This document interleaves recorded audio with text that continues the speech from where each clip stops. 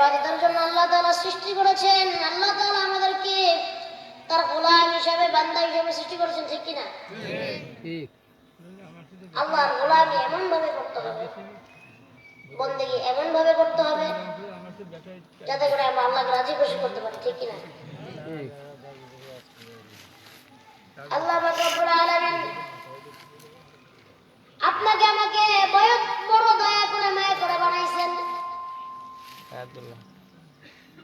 কেমন দয়া করে মায়া করে বানাইছেন একবার চিন্তা করে দেখেন। এখানে অনেকে কাজ করেন, অনেকে চাকরি বাকরি করেন। যারা বিশেষ করে প্রাইভেট সেক্টরে জব করে, প্রতিদিন অফিসে যাওয়া লাগে, সেখানে গিয়ে নিজের নামটা হাজিরা খাতায় ওঠানো লাগে, লাগে কি লাগে না? লাগে।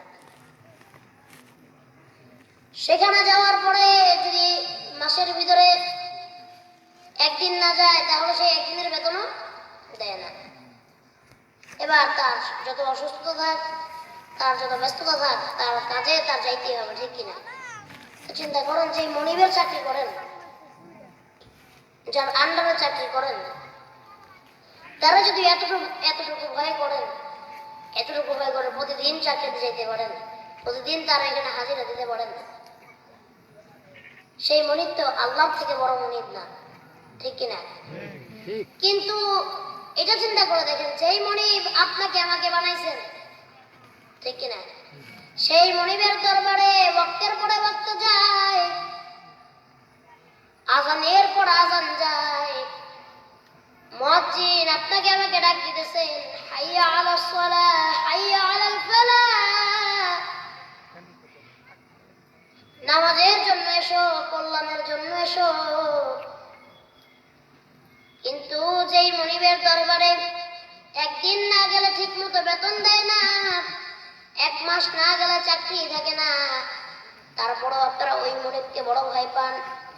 আর যেই মনিব আপনাকে আমাকে বানাইছেন, আপনাকে আমাকে সৃষ্টি করেছেন, যেই মনিব বড় ভয় করে মায়া করে বানাইছেন, সেই মনিব দিনের ভিতরে 5 বার ডাক দেয়, অথচ আমাদের সময় হয় না ওই মনিবের ডাকে সাড়া দেওয়ার। সময় আমাদের হয় না। আমরা অনেকেই মনিব আল্লাহর ডাকে সাড়া দিচ্ছি না। তাহলে চিন্তা করেন, যদি 1 মাস আপনি আপনার চাকরিতে না গেলে, 10 দিন চাকরিতে না গেলে